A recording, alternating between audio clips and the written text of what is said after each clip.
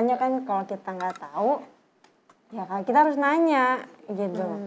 Kayak Kumi minta penjelasan sama orang. Ya kalau nggak jelas ditanyain gitu loh. Sama, ini begitu. Berarti harus belajar bareng-bareng ya? Harus belajar bareng-bareng dan harus banyak nanya. Gitu. Salah satu cara nanyanya lewat doa. Udah, kita gabung lagi yuk. Oke. Alhamdulillah punya putri-putri yang cantik-cantik. Alhamdulillah, solehah. Amin, amin. Dan mau baca Quran.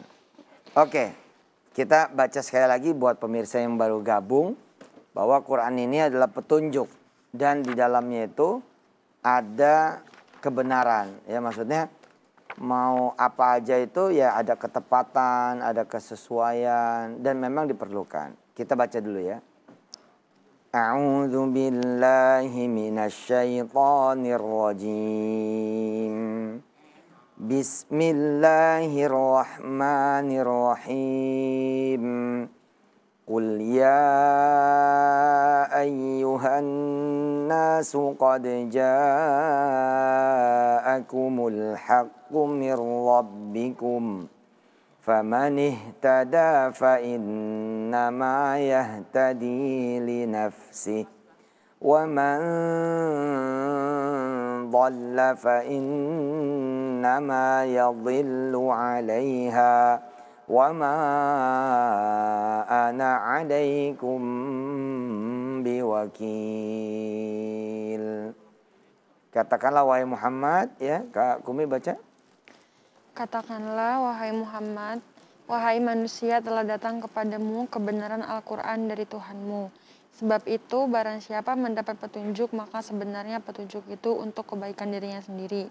Dan barang siapa sesat, sesungguhnya kesesatannya itu mencelakakan dirinya sendiri. Dan aku bukanlah pemelihara dirimu. Oke, di luar soal ilmu ya. Di luar soal ilmu nih Kak Wirda, Kak Kumi dan pemirsa.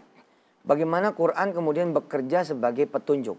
Di luar soal ilmu, di soal ngulik-ngulik ayat. Oh ini begini, oh ini begitu gitu ya.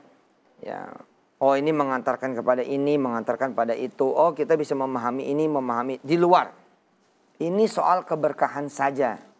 Ya, dari sudut pandang membaca Quran itu magic. Membaca Quran itu mengundang keajaiban. Ada kawan-kawan yang nggak punya kemudian penghasilan. Sama sekali blas nggak punya penghasilan. Kan dia butuh dong penghasilan kan. Nyari tahu juga di mana sih bisa dapat penghasilan. Kan kerjaan manusia itu nyari petunjuk. Makanya kalau di jalan raya penuh dengan petunjuk kan. Gedung kalau nggak ada petunjuk ini gedung apa ya gitu kan. Maka dikasih petunjuk kan. Deng gitu dikasih kemudian tulisan. Jalan raya juga begitu. Perumahan kalau nggak ada petunjuknya, orang bingung. Maka perumahan itu mulai dari pintu gerbang ada petunjuk. Masuk ke dalam juga ada petunjuk. Petunjuk klaster apa, nama gangnya apa, kampungnya apa, petunjuk semua. Dan kita juga misalkan kalau pengen kerja, kita juga nyari petunjuk. Ini kemana ya ngalamatin surat lamaran pekerjaan? Selalu minta petunjuk. Nah di luar soal narasi ilmu pemirsa, Quran itu sendiri kalau dibaca udah akan mendatangkan petunjuk. Jadi banyak nih jamaah yang kemudian gak punya penghasilan, pengen kemudian punya penghasilan, dia baca Quran. Ini bukan mempelajari Quran nih, hanya membaca Quran. Ya, makanya pemirsa saya suka cerewet di Instagram ya, di Facebook saya suka ingetin gitu. Jangan lupa tiap hari baca Yasin.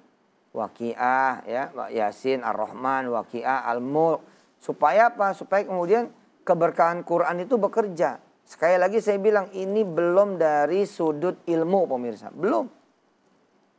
Dari soal keberkahan. Ada bedanya nggak Pak baca Quran yang ngerti sama yang baca tok? Gitu? Beda. Kan ada dua kekuatan nanti kalau kemudian pemirsa ikut mempelajari ayatnya. Ya. Pertama bukan cuma dari sisi keberkahannya saja, tapi nambah otak. Nambah ilmu pengetahuan.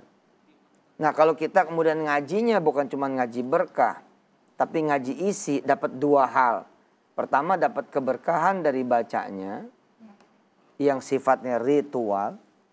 Yang kedua dapat dari soal majelis ilmunya. Karena kan ilmu juga mendatangkan apa? Mendatangkan kenaikan derajat, perubahan kehidupan, dan keberkahan-keberkahan lain yang tidak didapati hanya dari membaca Quran. Tapi Papa bilang tadi, ketika kemudian kita meminta petunjuk pada Allah Subhanahu wa taala, ya Allah, ini gimana cara saya supaya bisa kerja? Ya udah kita baca Quran saja gitu. Dari sudut ilmu emang nggak dapat nih, tapi dari keberkahan, masya Allah. Tiba aja misalkan kita datang ke toko buku, nggak tahu gimana mata ya tertumbuk sama buku kecil gitu loh, resep kue-kue. Terus tangan ya kejulur aja gitu ngambil. Beli aja begitu. Ternyata dari situ lahir pabrik kue, pabrik roti yang kemudian ya hasilnya menghidupi bukan cuma keluarga dia, tapi puluhan karyawan yang ikut. Maka tadi saya bilang pemirsa di segmen 1, bener nih Quran kalau dibaca bakal datangin petunjuk. Bahwa berapa duit sih rumah ini pasnya harganya. Emang ada di Quran. Loh, ternyata secara gaib dia bekerja. Nih ada peserta Zoom gak nih? Ya, peserta Zoom ada gak? Ada. Ada ya? Oke, siapa yang hadir Kak? Coba lihat. Ya, di sini ada Mas Revi dari Blitar, ada Asrianti, dan ada Teh Dewi Ismayanti. Ya, diperhatikan aja dulu ya, diperhatikan dulu saja. Kita tidak dialog hari ini. Jadi ketika kemudian saya pengen tahu, ini rumah yang lagi dipasarin, berapa duit sih harganya, gitu kan ya? Sekali lagi pemirsa, ini belum dari sisi ilmu loh. Saya bisa ngupas dari sisi ilmu. Tapi waktu kita terbatas dengan izin Allah Subhanahu wa taala. Insya Allah lah, mudah-mudahan kita bisa bikin webinar atau Zoom di luar acara kita yang di harian di MNC TV di Nikmati Sedekah. Tapi insya Allah ini mencukupi. Karena saya benar-benar ngetes. Jadi pemirsa misalkan pengen tahu bagaimana Al-Quran bekerja sebagai petunjuk. Bagaimana kemudian Allah bekerja sebagai yang maha memberi petunjuk. Misalkan anak-anak ayah di seluruh Indonesia pengen dapat petunjuk supaya dapat beasiswa ke Oxford. Supaya dapat beasiswa seperti Kawirda di Buckingham University. Atau Kakumi pengen ke Turki. Terus katanya Quran bisa sebagai petunjuk. Ya udah jajal aja. Jajal aja. Benar itu.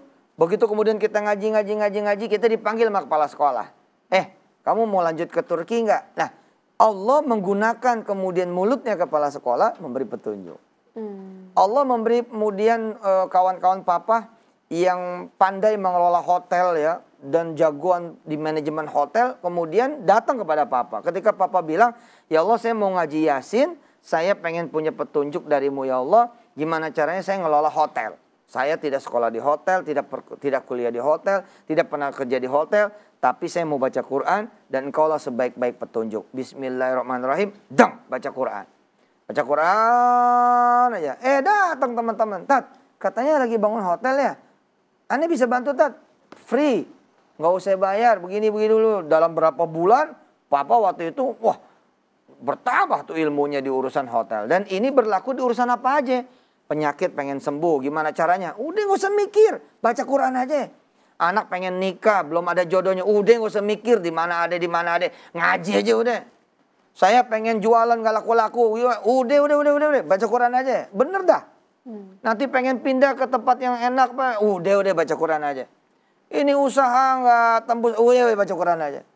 Saya punya kontrakan, pengen punya rumah. Gimana caranya? Gak usah gimana cara tuh. Gak usah mikir. Udah ngaji aja udah. Ini dia. Udah datang Quran tinggal dibaca doang. Nanti petunjuk datang. Kebenaran datang. Perbaikan datang. Perubahan datang. Rezeki datang. Semua datang. Masalahnya kan pemirsa. Apakah setiap hari kita membaca Quran? Nah, itu yang PR buat kita semua. Subhanallah. Ya, quote of the day pada hari ini adalah petunjuk tuh udah ada. Ya, udah datang. Ya, tinggal diambil dan diikuti saja yaitu Quran. Ibarat kata handphone. Google Map sama Waze udah ada, tapi lu nggak pernah buka juga gimana bisa kebuka gitu. Ya Kak, apa yang kakak bisa dapat nih? Petik di ujung. Ya kadang-kadang kita suka kelimpungan ya kesana kemari gitu kan, hidup tuh kayaknya hopeless, nggak ada arah gitu. Padahal ternyata petunjuk itu lebih dekat daripada yang kita bayangkan. Petunjuk itu mungkin aja ada di lemari yang nggak pernah kita buka, ada di rak buku yang nggak pernah kita sentuh gitu. Yaitu Quran. Subhanallah. Jadi mungkin ya pemirsa udah saatnya ini kita harusnya kembali lagi